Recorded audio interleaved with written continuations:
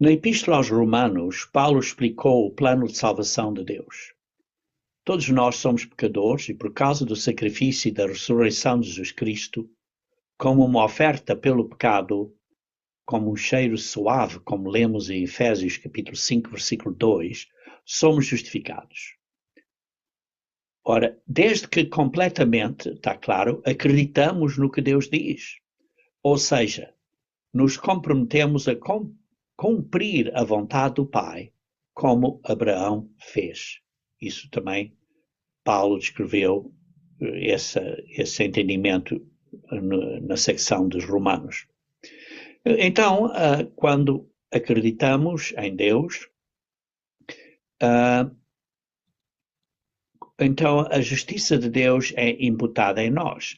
Somos justificados, reconciliados, e esse compromisso é simbolizado pelo batismo. Então temos que andar agora numa nova vida, uma novidade de vida, como lemos em Romanos 6:4. Deus então nos dá o seu espírito, o seu poder, a sua mentalidade, para nos ajudar a vencer. E com Cristo no céu como nosso intercessor, isto é, o nosso advogado de defesa, como lemos em 1 João 2, versículo 1, então ele nos ajuda. Está claro, ele nos envia o Espírito Pai, o Espírito Santo, que nos ajuda a vencer as nossas fraquezas. Este é basicamente o grande plano de salvação de Deus, que será oferecido a toda a humanidade no devido tempo. Nem todas as pessoas estão a entender hoje em dia.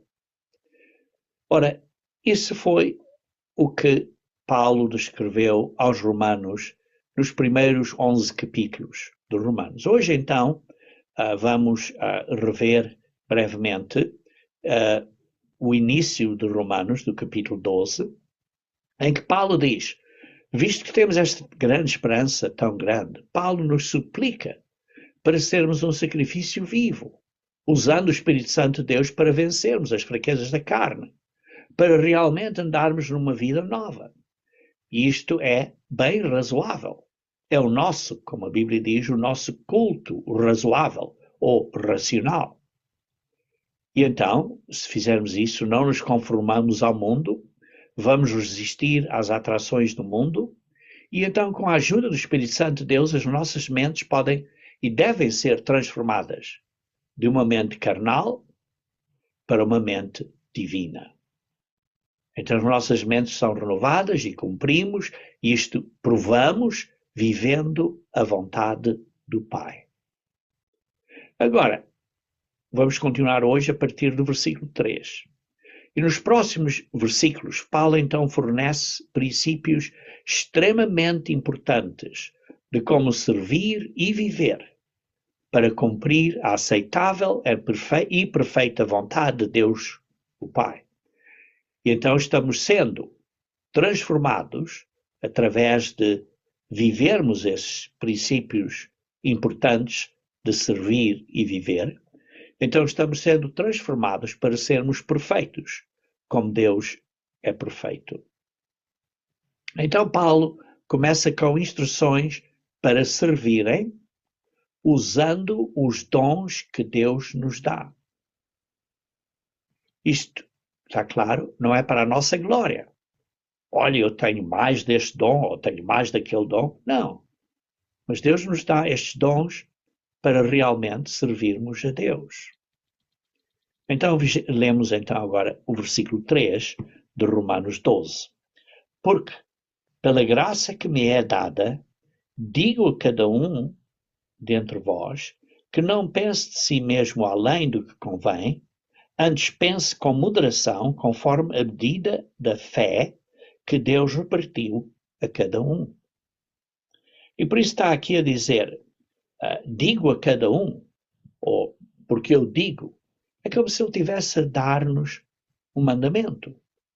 Então, usando a autoridade de um apóstolo, isto é, desta graça que foi dada a Paulo, como ele diz, pela graça que me foi dada, Paulo então tem esta responsabilidade que lhe foi confiada por Deus de dar estas instruções carinhosas e para o bem da Igreja que ele recebeu através de Jesus Cristo.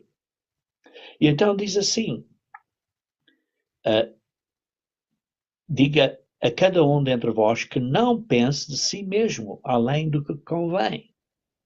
Isto é, não pensarmos de nós mesmos mais do que devíamos pensar. Por exemplo, na nova versão transformadora diz, não se considerem melhores do que realmente são. Então, como é que devemos pensar de nós mesmos? Primeiro, não devemos ser orgulhosos, arrogantes. Como sabem, a primeira bem-aventurança em Mateus é basicamente uma de humildade. E, como sabem, esse foi o problema de Satanás, que não foi humilde. E nós, igualmente, também precisamos ter cuidado e sermos humildes. Nós, pecadores, precisamos da misericórdia de Deus. Claramente, todos nós precisamos da misericórdia de Deus. Então, o que é que temos a ser orgulhosos? Nada. Todos pecamos, como Paulo explicou nos primeiros 3 capítulos desta epístola. E por isso, nós recebemos a vida, sim, a esperança da vida eterna, mas recebemos, digamos assim, um depósito, uma garantia da vida eterna através do Espírito Santo de Deus, o qual não merecemos. Por isso, precisamos, como diz aqui, no versículo 3, pense com moderação.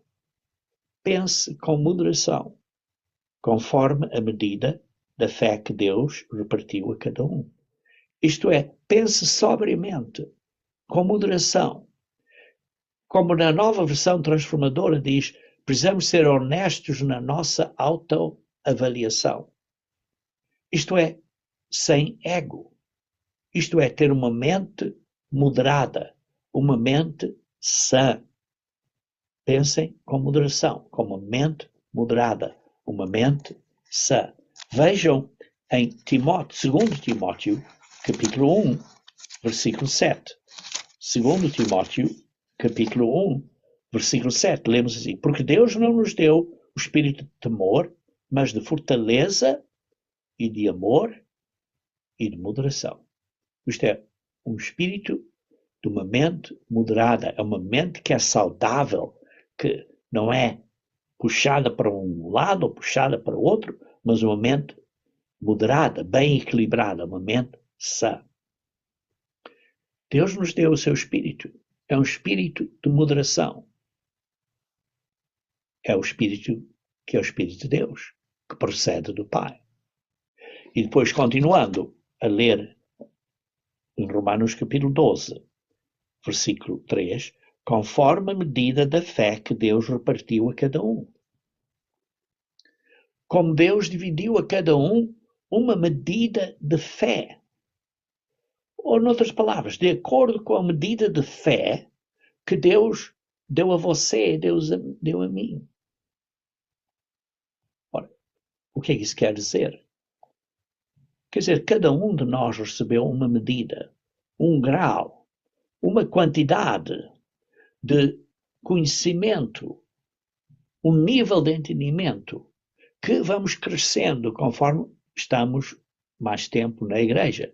Mas Deus nos deu uma medida e conforme também nós temos experiências diferentes na nossa vida e por isso, por causa dessas experiências ou desses talentos físicos que temos, essas capacidades que temos, Deus então nos adicionou outros dons, outros talentos, conforme as nossas capacidades e experiências, que, com a ajuda do Espírito Santo, nos vai ajudar a efetuar funções diferentes para servir o corpo de Cristo.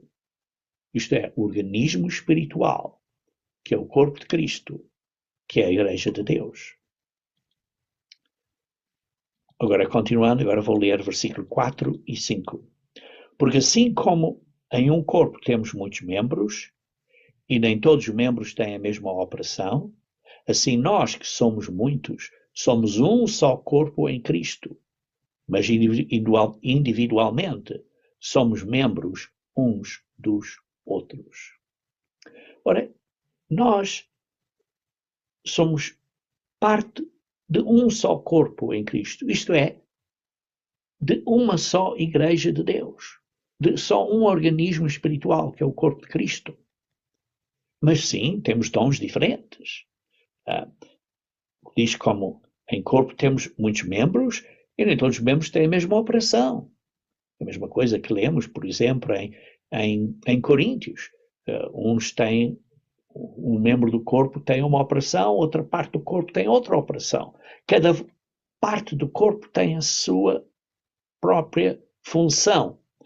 Por exemplo, o estômago tem uma função, o coração tem uma função diferente, os pés têm uma função diferente, e cada um fornece um pouco para a operação completa do corpo inteiro. Como lemos, por exemplo, em Efésios, capítulo 4, Efésios, capítulo 4, versículo 15 e 16, Efésios 4, versículos 15 e 16, antes, seguindo a verdade em amor, crescemos em tudo naquele que é a cabeça, Cristo, do qual todo o corpo, bem ajustado e ligado, pelo auxílio de todas as juntas, segundo a justa operação de cada parte, faz o aumento do corpo para a edificação em amor. Isto quer dizer, nós, seguindo a verdade, e fazemos isso em amor, precisamos de crescer na nossa graça, no conhecimento de Jesus Cristo, crescer como tratamos um ao outro. E isto é que somos bem ajustados e ligados. O que é que isto quer dizer? Que somos unidos, que somos atados, que somos bem conectados, os músculos e todo o corpo trabalha como uma unidade. O coração trabalha com o fígado, com os rins, tudo trabalha com a sua própria função. Cada parte tem a sua função específica. E por isso, o ponto importante aqui não é que, por exemplo, o estômago faz uma obra melhor que por exemplo, o fígado. Porque o corpo precisa de todos. Se o seu fígado não funciona, você vai estar com grandes problemas de saúde. Se o seu estômago não funciona, você vai estar com grandes problemas de saúde. Se o seu coração não funciona bem, você vai ter muitos problemas de saúde. Todas as partes do corpo estão unidos e atados pelo que cada junta fornece. Cada uma parte cumpre a sua função. E por isso o que temos aqui é a união.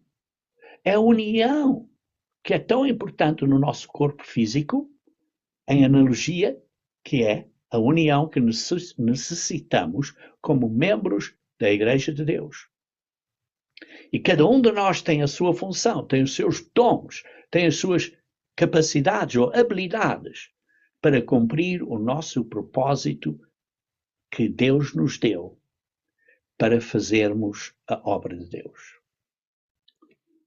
Aqui, então, seria um momento adequado ou próprio para repetir a declaração da visão da Igreja de Deus Unida. A visão da Igreja de Deus Unida lê do seguinte modo: somos uma igreja liderada pelo Espírito Santo de Deus, bem ajustada, isto é, unida e consolidada por aquilo que cada membro fornece, com todos fazendo a sua parte e crescendo em amor para cumprir o grande propósito de Deus para a humanidade de levar muitos filhos à glória.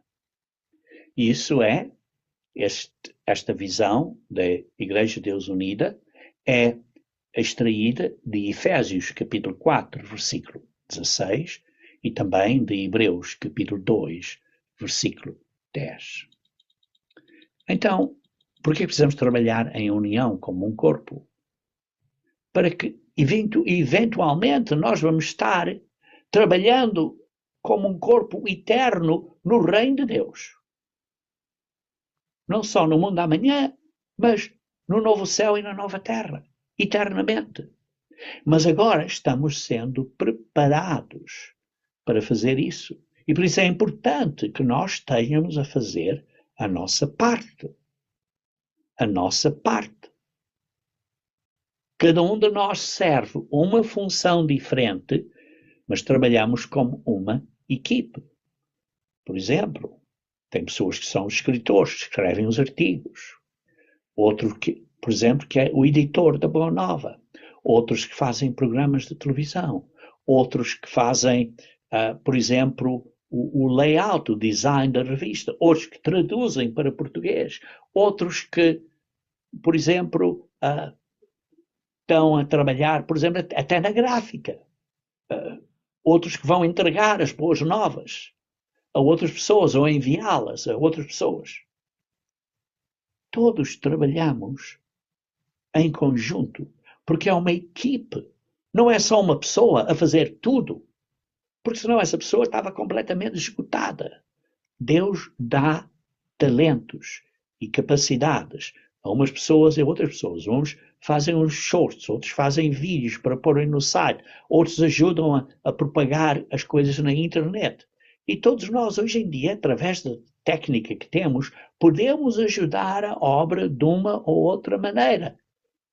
Seja que simplesmente seja pôr um like nas mensagens da igreja ou nos shorts, ou compartilhar esses shorts a outros amigos para divulgar a mensagem, o Evangelho de Deus. Todos nós podemos fazer a nossa parte. Cada membro do seu corpo humano, seja os pulmões, seja o pâncreas, seja a sua pele, seja os olhos, seja os ouvidos, seja o fígado, seja o estômago, todos são absolutamente necessários. Mas está claro, o estômago não é uma boca, os pulmões não é a boca, o pâncreas não é uma boca, o fígado não é uma boca, a pele não é uma boca, os olhos não são uma boca, e assim podemos continuar.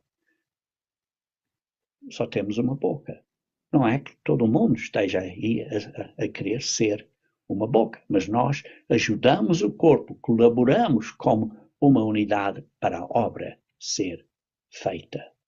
Assim, cada um desempenha uma função igualmente necessária para a saúde espiritual do corpo espiritual de Cristo.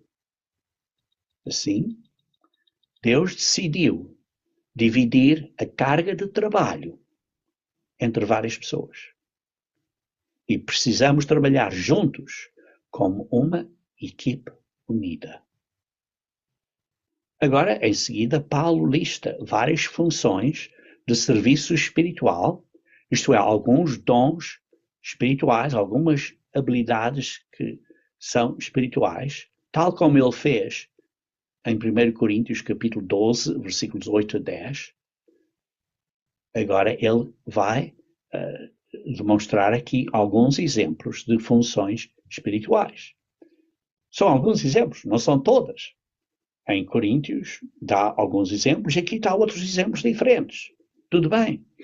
Alguns ele repete, tudo bem. Mas há muitos dons que Deus dá e que, por exemplo, são dons que são mais práticos hoje em dia. Por exemplo, há 2000 anos atrás haveria necessidade de certos dons. Hoje em dia há necessidade de outras habilidades, por causa da tecnologia, e vivemos numa idade, uma sociedade diferente. Então lemos agora o versículo 6.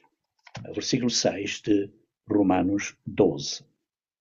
De modo que, tendo diferentes dons, segundo a graça que nos é dada, se é profecia, seja ela segundo a medida da fé. Ora, o dom da profecia, que pode ser, por exemplo, pregar, ou pode ser simplesmente falar. Pessoas podem estar numa conversa e podem estar, digamos assim, a falar de uma maneira inspirada acerca da Bíblia, da palavra de Deus. E então, quando dizem isso, estão, digamos assim, a profetizar. Estão a falar de uma maneira positiva acerca da palavra de Deus. Por isso pode ser pregar, pode ser falar, mas é uma coisa que é inspirada, que é de acordo com a palavra de Deus, de acordo com a Bíblia. Por exemplo, em 1 Coríntios 14, versículo 3, lemos: mas o que profetiza fala aos homens para edificação, exortação e consolação. Aqueles que estão a falar de uma maneira positiva ou inspirada, que estão a ser inspirados nas conversas, uns com os irmãos com outros ou com outras pessoas, podem estar a falar as palavras inspiradas da Bíblia. E isso é para edificação, para exortação, para consolação. Quantas, por exemplo, pessoas estão ao lado de um irmão ou de uma irmã que está a sofrer e quando dão palavras de consolação, isso é profetizar. Estão a consolar aquela pessoa, estão a exortar aquela pessoa.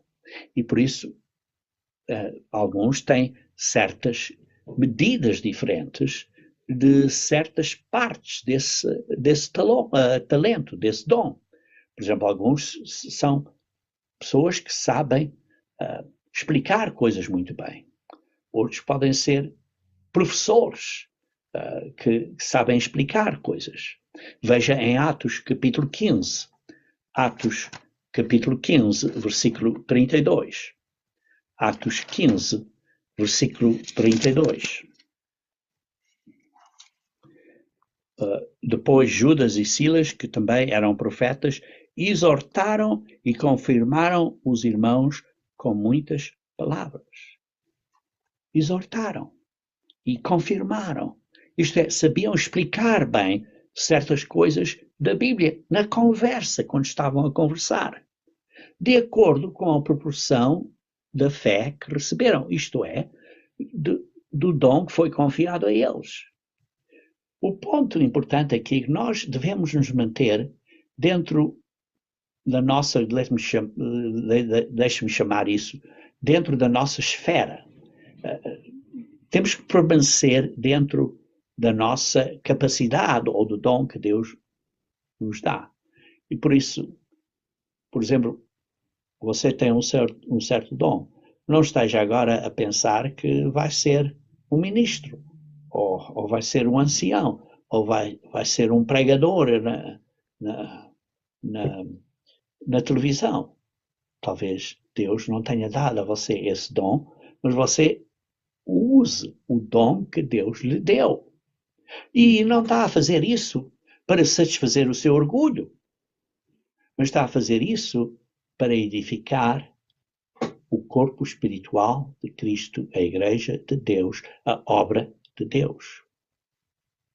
Por exemplo, alguns têm grande talento em servir pessoas que são pobres, ou, por exemplo, viúvas, as irmãs na igreja, ou como chamam em Angola, as mamães, têm grande talento em fazerem isso. E esses então têm esse talento, esse dom, essa capacidade, usem esse talento nessa capacidade. Continuando agora a ler no versículo 7. Versículo 7 de Romanos 12. Se é ministério, seja em ministrar. Se é ensinar, haja dedicação ao ensino.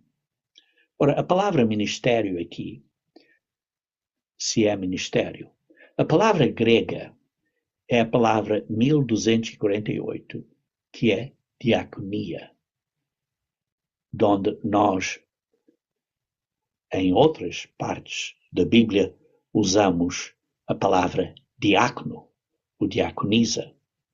Por isso, aqui no versículo 7, se é ministério, isto é um ministério de serviço, de servir.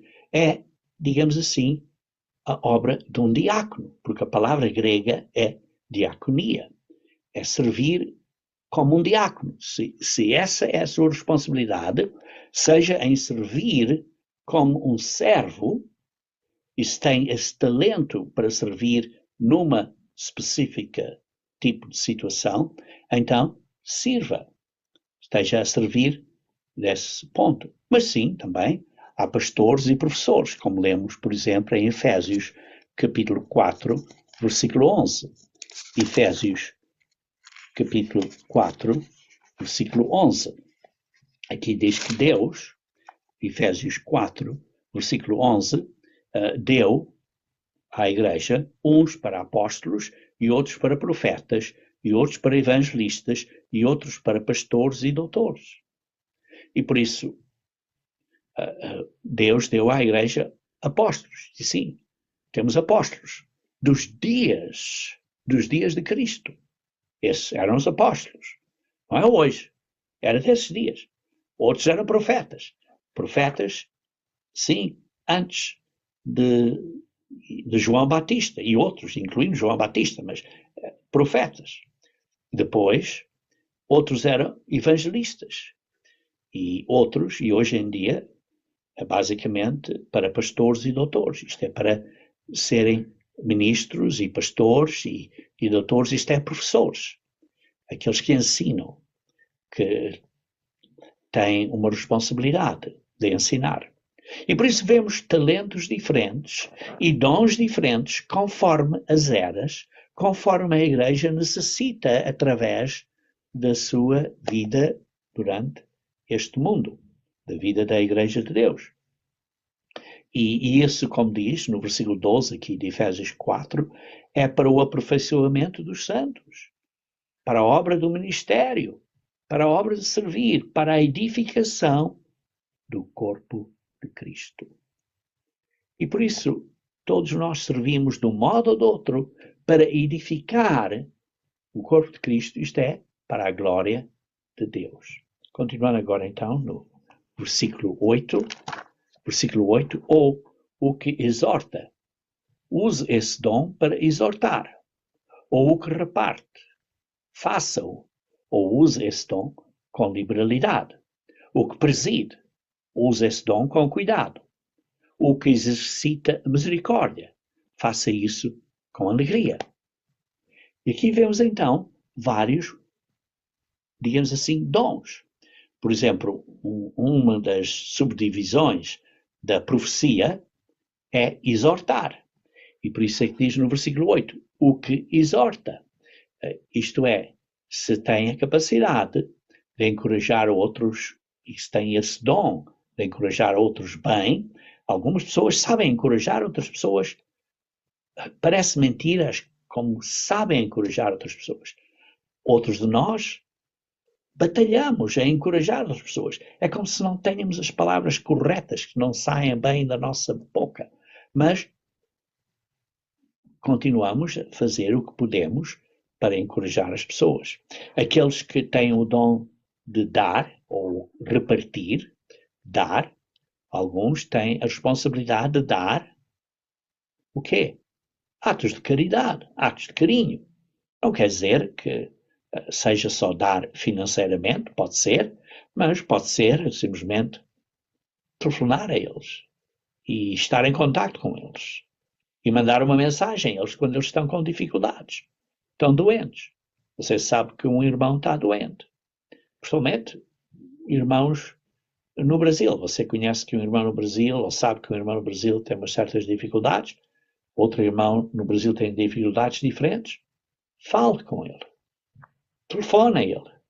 Demonstre este ato de caridade. Recentemente uma pessoa me disse, olha, talvez eu não queira vir mais à igreja, porque eu tive esta grande dificuldade e irmãos não me telefonaram, nem perguntaram onde é que está este amor verdadeiro. Isto é triste, irmãos. Devemos de dar estes atos de caridade. E é simples. É simplesmente pegar o telefone ou dar uma mensagem pelo WhatsApp ou é simplesmente mostrar que estão a dar a essa pessoa tempo. Tempo, porque a vida é tempo, é dar do seu tempo, da sua vida a essas pessoas. E por isso, aqui neste versículo 7 e 8, está a falar acerca destes dons, que pode, como disse, pode ser uma responsabilidade de um diácono, para dar, para servir com simplicidade, em completa fidelidade, sem parcialidade e com muita generosidade. Isto é, ser, digamos assim, farto, dar fartamente, dar generosamente. Também, aqui diz assim, por isso é que diz faça com liberalidade, o que preside com cuidado. Preside é aqueles que governam, que têm certas responsabilidades de servir em certas áreas. Por exemplo, os diáconos podem presidir sobre certas coisas, certas ajudas de socorros, de cuidado, podem ajudar. E por isso podem assistir, por exemplo, o pastor numa congregação, ou na festa, ou se é um líder que tem uma certa responsabilidade a servir numa certa área, faça isso com diligência, isto é, com cuidado, isto é, de uma forma responsável. E por isso, quando uma pessoa faz isso com diligência, de uma forma responsável, as outras pessoas querem seguir esse líder, porque esse líder está a demonstrar carinho e cuidado. É a mesma coisa que lemos do relacionamento entre o marido e a esposa. Quando o marido ama a esposa e trata a esposa com amor e está a sofrer por ela e está a dar da sua vida por ela, ela vai pura e simplesmente só querer agradar a ele e fazer as coisas e seguir o exemplo desse líder que é o seu marido, porque ele é uma pessoa que a trata com cuidado. Por isso é que diz, aquilo que preside com cuidado, o que exercita misericórdia com alegria. Quando há necessidade de demonstrar misericórdia, não é servir com um coração endurecido, mas com alegria. Como lemos, por exemplo, em 2 Coríntios, capítulo 9, versículo 7, quando diz, quando dás, dá com alegria, não é com relutância, não é porque é necessidade, mas dá com alegria. E continuando agora a ler no versículo 9, já que descreveu vários destes dons, diz assim, o amor seja não fingido. Aborrecei o mal e apegai-vos ao bem. Por isso não seja um hipócrita, não esteja a pôr o amor atrás de uma máscara. Olha, por fora parece ser muito bom, muito doce, muito amoroso, muito doce, parece mel pegajoso, mas por dentro não é a mesma coisa, porque é fingido. Precisamos de amar do coração, que vem de dentro, não apenas por fora. Vejam, por exemplo, em 2 Coríntios, capítulo 6. 2 Coríntios, capítulo 6, versículo 6. 2 Coríntios, capítulo 6, versículo 6. Diz assim, na pureza, no conhecimento, na longanimidade, na benignidade, no Espírito Santo, no amor, não fingido. Isto é, o amor dele não era fingido. Em 1 João, capítulo 3, versículo 18. 1 João, capítulo 3, versículo 18. Lemos aí, meus filhinhos, não amemos de palavra nem de língua, mas em obra e em verdade. O amor tem que ser de fato, real, de verdade. Depois, continuando então a ler aqui em Romanos, capítulo 12, Romanos, capítulo 12, diz assim, no versículo 9, aborrecei o mal. Isto é, odiar ou detestar intensamente o pecado. Detestar com horror esta sociedade pecadora. Aborreça o que é mau. E depois diz, continuando aqui a ler no versículo 9, apegai-vos ao bem. Agarre-se ao que é bom. não é simplesmente afastar-se do pecado, mas é também estar atraído e bem apegado ao que é bom. E por isso, devemos aborrecer o mal e, então, agarrarmos, estarmos cimentados, colados ao que é bom. Isto é um apego inalterável ao que agrada a Deus. Continuar agora no versículo 10. Amai-vos cordialmente uns aos outros com amor fraternal, preferindo-vos em honra uns aos outros. E por isso, o amor entre irmãos tem que ser cordial. Isto é, com amabilidade, um amor genuíno, com uma afeição tenra e indescritível como o de uma mãe com os seus filhos. E depois diz assim, preferindo-vos em honra uns aos outros. Isto é, ter prazer em honrar os irmãos. Falem honravelmente uns aos outros. Evita calúnia, evite insinuações. E isso está claro, é algo difícil de pôr em prática. Mas precisamos de fazer isso. Precisamos de aprender. Continuando agora a ler no versículo 11. Não sejais vagarosos no cuidado. Um ponto interessante aqui, na Almeida Corrigida e Fiel e na Almeida Revista e Corrigida diz, não sejais vagarosos no cuidado. Na Almeida Revista Autorizada diz, no zelo não sejam remissos. Na versão do Rei Tiago, diz, não seja preguiçoso nos negócios. Na nova versão transformadora diz, jamais sejam preguiçosos, mas trabalhem com dedicação. Vê-se que esta frase foi traduzida, digamos assim, de vários modos. Então vamos analisar isso cuidadosamente. Esta palavra em grego, que é a palavra 4710, spudei, tem uma raiz noutra palavra que significa velocidade. Ora, isto é, por implicação, uma prontidão, uma presteza, um zelo, um empenho, uma dedicação. Assim, se puder, esta palavra grega traduzida aqui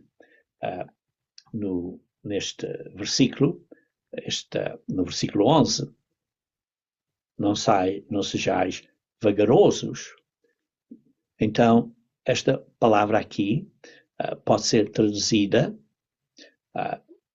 uma atividade, um cuidado, um diligente cuidado, uma diligência, uma prontidão em agir, uma pressa.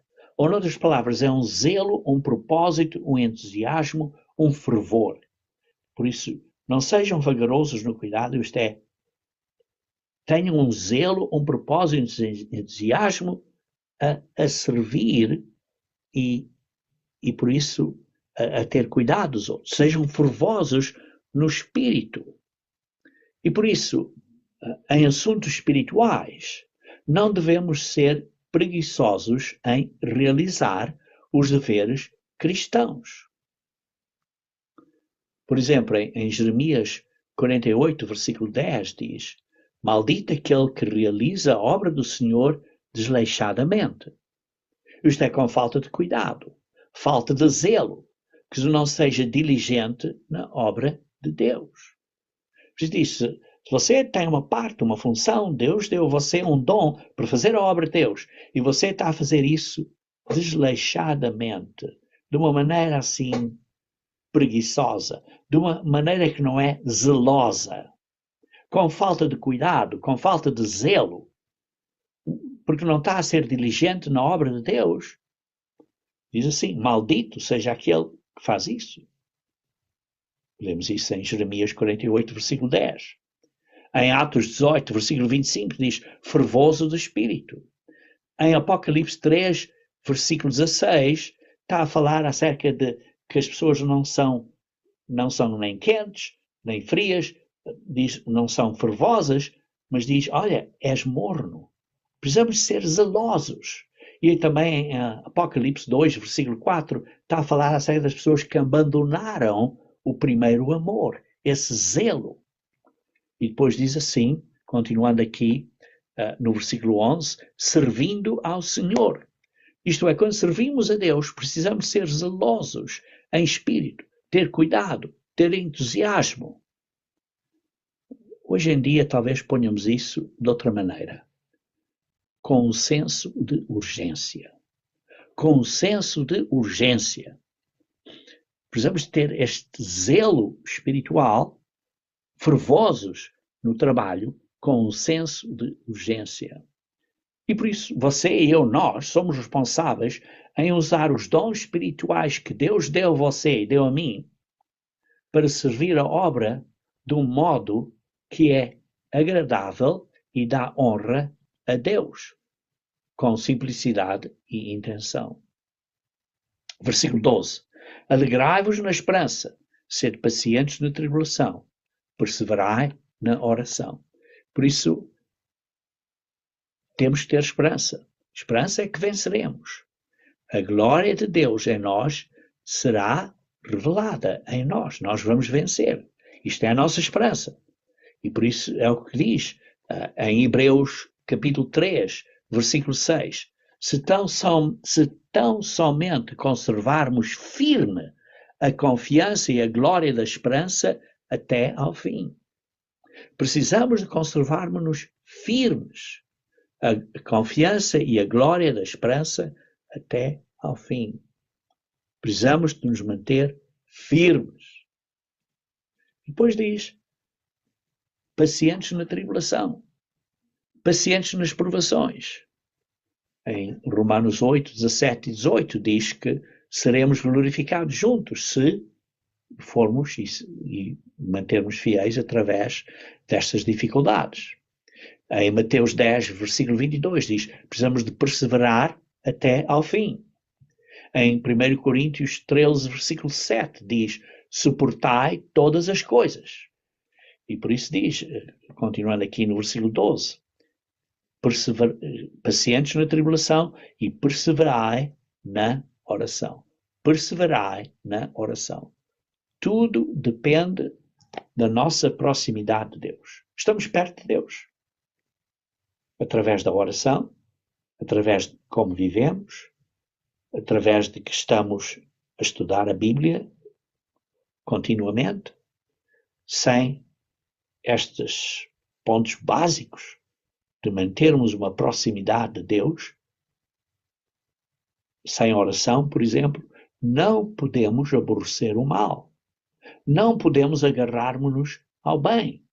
Não podemos amar os irmãos da maneira correta. Precisamos disso. Precisamos de orar, perseverar na oração. Versículo 13. Comunicai com os santos as suas necessidades. Segui a hospitabilidade. Isto é, comunicai com os santos as suas necessidades, as suas boas obras. E precisamos de, com gentileza, ser demonstrar hospitabilidade, isto é, gentileza para com os estranhos, conforme podemos. Versículos que você possa ler e estudar mais tarde, seria Hebreus 13, versículo 2, e 1 Pedro 4, versículo 9. Então, continuando no versículo 14, abençoai ao que os perseguem, abençoai e não amaldiçoeis. Abençoe, ore por eles, não os malsoe, não diga mal deles. Ore que Deus mostre a essas pessoas os seus males. Ore para que Deus dê a essas pessoas um arrependimento. Mostre e ore para que depois dessas pessoas se arrependerem, que Deus perdoe os seus pecados e que elas mudem. Por isso é que lemos em Mateus 5,44 que devemos amar os nossos inimigos. Por isso diz assim, abençoai ao que vos perseguem. Versículo 15 agora. Alegrai-vos com os que se alegram. e chorai com os que choram. Isto é, as pessoas estão alegres, os membros na igreja estão alegres, estamos alegres com eles. Membros da igreja estão doentes, estão com dificuldades, sentimos e demonstramos carinho para eles, choramos com eles. Isto é, mostra um interesse genuíno nas pessoas. Ambos na prosperidade dessas pessoas, como também quando precisam de simpatia. Por exemplo, lemos em João capítulo 11, versículo 35, quando Lázaro morreu, Jesus Cristo chorou, demonstrou simpatia. Versículo 16. Agora, o versículo 16 diz assim: sede unânimes entre vós, não ambicioneis coisas altas, mas acomodai-vos às humildes, e não sejais sábios em vós mesmos. É como se Paulo agora tivesse feito um círculo completo. Começou com uma atitude de unidade, uma atitude de humildade, uma atitude de que não sermos soberbos, e agora volta ao mesmo assunto. Diz assim, sede unânimes. Isto é, tenham a mesma mentalidade, estejam em harmonia entre vós, haja este amor entre irmãos, estejam num estado de harmonia e oração. E diz, não ponha a sua mente em coisas altas, como lemos no versículo 3, deste mesmo capítulo, Romanos 12. Está ele basicamente a dizer a mesma coisa. Não ambicionais coisas altas, mas sejam humildes. Ou, em outras palavras, não seja ambicioso acima da sua posição, não bajule, isto é, não esteja enamorado com os ricos, não bajule com os ricos e os poderosos, não passe, olha pelos pobres, não presta atenção, mas está a prestar atenção ao homem rico ou ao homem que parece maior. Não pretenda que títulos são importantes ou destas distinções mundanas, porque isso perturba a harmonia. E por isso diz, seja unânimes entre vós, não ambicionais coisas altas, mas acomodai-vos às humildes. Acomodai-vos quer dizer, associem-se com as coisas humildes. Isto é, condescendem-se aos homens de baixa condição. Não sermos afetados por aqueles que pensam que são importantes. Nós, ao fim de contas, somos afetados com quem nos relacionamos.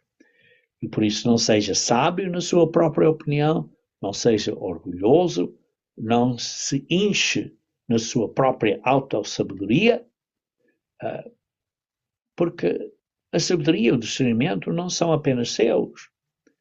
Precisamos da sabedoria, da instrução e a ajuda dos outros. Agora continuando no versículo 17. A ninguém torneis mal por mal, procurai as coisas honestas perante todos os homens. Isto é, não recompenses mal com mal. Não paguem o mal com o mal.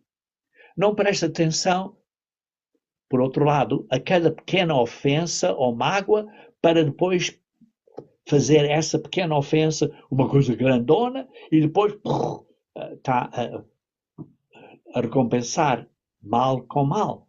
Porque uma coisa pequena, eu já vi várias pessoas da maneira que elas veem as coisas, levam uma coisa pequena e ficam tão aborrecidas com essa coisa pequena, que fazem dessa coisa pequena uma coisa enorme. E depois dizem, olha, e depois estão a criar um problema. Precisamos ter cuidado com isso. Em Romanos capítulo 13, versículo 4, diz aqui, a falar aqui daqueles dos magistrados e das pessoas de autoridades no governo, na sociedade. Diz assim, porque essas pessoas são ministros de Deus para o teu bem. Se fizeres o mal, teme, pois não traz em vão a espada, porque é ministro de Deus e vingador para castigar o que faz o mal. E por isso nós precisamos ter cuidado. Não é a nossa responsabilidade de recompensar o mal com o mal. Isso é a responsabilidade das autoridades, que Deus deu a eles essa responsabilidade. Mas a nível privado, a nosso nível privado, a vingança é proibida. É o que lemos aqui no versículo 17. E por isso diz, providenciai, procurai as coisas honestas perante todos os homens. Seja prudente, esteja a trabalhar com força para viver honestamente. Pague por tudo. Em 2 Coríntios, capítulo 8, versículo 21, diz, não só diante do Senhor, mas também diante dos homens. Por isso, precisamos ser honestos diante de todos. Provérbios, capítulo 3, versículo 3 e 4. Diz assim, não te desamparem a benignidade, isto é, a misericórdia e a fidelidade, atas ao teu pescoço, escreve-as na tábua do teu coração e acharás graça e bom entendimento aos olhos de Deus e dos homens. Por isso, precisamos de atar a misericórdia e a verdade em nós, precisa ser parte de nós. E então, nós teremos favor, isto é, teremos graça à vista de Deus e à vista dos homens. Versículo 18 diz assim, e se for possível, quanto estiver em vós, tende paz com todos os homens. Se é possível, tende paz com todas as pessoas.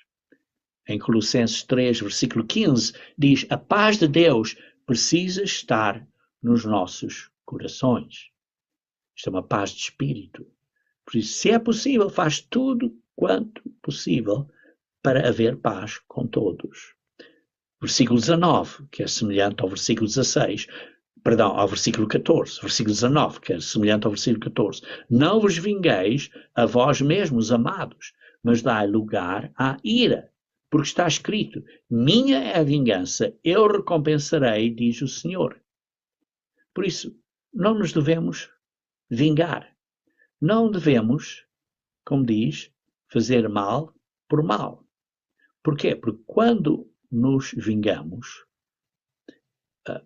então nós estamos a fazer o caso mais fraco no tribunal, porque nós já nos vingamos. Mas se deixarmos isso nas mãos de Deus, Deus é o juiz.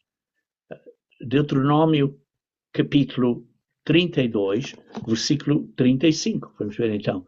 Deuteronômio, capítulo 32, versículo 35. Deuteronômio, capítulo 32, versículo 35.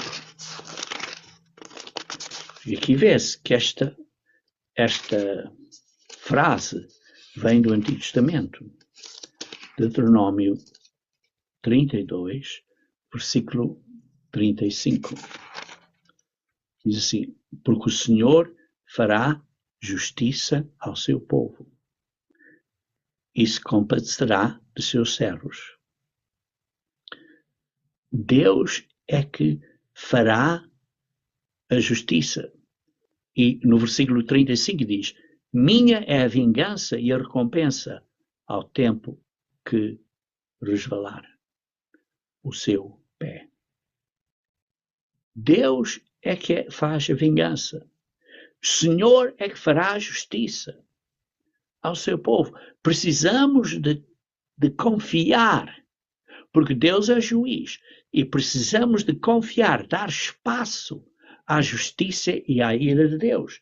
Quer dizer que se nós nos vingarmos, então é como dizer, olha, então Deus não precisa fazer a sua parte, porque essas pessoas já foram, digamos assim, castigadas. Por isso, deixe o assunto nas mãos de Deus, no julgamento de Deus. Versículo 20 agora diz assim, portanto, se o teu inimigo tiver fome, dá-lhe de comer. Se tiver sede, dá-lhe de beber. porque fazendo isso amontoarás brasas de fogo sobre a sua cabeça. Dá-lhe, dá a ele. Provérbios 25, versículo 21 diz: minha é a vingança e a recompensa, porque o dia da sua ruína está próximo, e as coisas que lhes hão de suceder se apressam a chegar. A vingança é de Deus. Deixe isso nas mãos de Deus. E por isso, se tem fome e é o teu inimigo, dá de comer. Se tiver sede, dá de beber. E assim amontoarás brasas de fogo sobre a sua cabeça. O que quer dizer amontoarás brasas de fogo sobre a sua cabeça? Sim, pode significar duas coisas, mas vou explicar que a intenção básica de Paulo é uma dessas. Sim, pode significar que o julgamento é de Deus. E então em Salmo 140, versículo 10, diz: caiam sobre eles brasas vivas, sejam lançados no fogo em covas profundas, para que se não tornem a levantar. E por isso, amontoar brasas de fogo é baseado, por exemplo, neste Salmo 140, versículo 10, poderia estar a significar: caiam sobre eles brasas vivas, sejam lançados no fogo. Também em Salmos 11, versículo 6, diz: sobre os ímpios fará chover laços, fogo, enxofre e vento tempestuoso. Eis a porção do seu tempo, referindo-se, digamos assim, ao lago de fogo. Sim, se o pecador não se arrepender. Se as pessoas são frias, então devemos de orar para derreterem essa atitude fria, de frialdade. Por isso, então qual é a intenção de Paulo? Porque a intenção básica de Paulo é que a consciência deles os queimasse. Isto é, que a consciência deles os fizessem de tal maneira que se queiram arrepender. A intenção de Paulo é de que se o teu inimigo tiver fome, você dá de comer, se tiver sede, você dá de beber. A intenção de Paulo é de produzir um bom resultado, um resultado positivo. Ora, por que é que eu digo isso? Por causa do versículo 21. Porque o versículo 21 diz: não te deixes vencer do mal, mas vence o mal com o bem. Isto é, não sejas como os maus e você não venha a ser do mesmo caráter, mas em Tiago, capítulo 4, versículo 7, diz: sujeitai-vos, pois, a Deus, resisti ao diabo e ele fugirá de vós. Satanás fugirá. Efésios 6, versículo 11, revesti-vos de toda a armadura de Deus para que possais estar firmes contra as astutas ciladas do diabo. Nós precisamos de fazer a nossa parte, colocar a armadura de Deus para que o diabo não nos possa tocar. Segundo Pedro, capítulo 2, versículo 19, diz: prometendo-lhes liberdade, sendo eles mesmos servos da corrupção, porque quem alguém é vencido, do tal faz também servo. Então, se você fizer maldades com eles, então essa pessoa será o vencedor, porque essa pessoa levou você ao caminho errado. Mas nós sempre devemos ser vencedores e, através de nós vencermos desta maneira, devemos de motivar eles assim, deve ser uma brasa de fogo na cabeça deles para eles se arrependerem. E por isso nós devemos ser em todas estas coisas mais do que vencedores por aquele que nos amou, como Paulo diz em Romanos 8, 37. Nós somos vencedores. Deus resolve todos os problemas. Precisamos ter confiança em Deus e confiança que Ele, Deus, vai ajudar essas pessoas a se arrepender com o Espírito de Deus, da maneira que Deus tem essa capacidade. Por isto é que estas brasas de fogo deste Espírito que faça com que eles se arrependam, se eles, ao fim disso, não quiserem arrepender, então, pronto, deixo o juízo nas mãos de Deus. E por isso vemos aqui que nesta secção de Romanos, Paulo forneceu princípios extremamente importantes de como servir e viver usando os dons de Deus.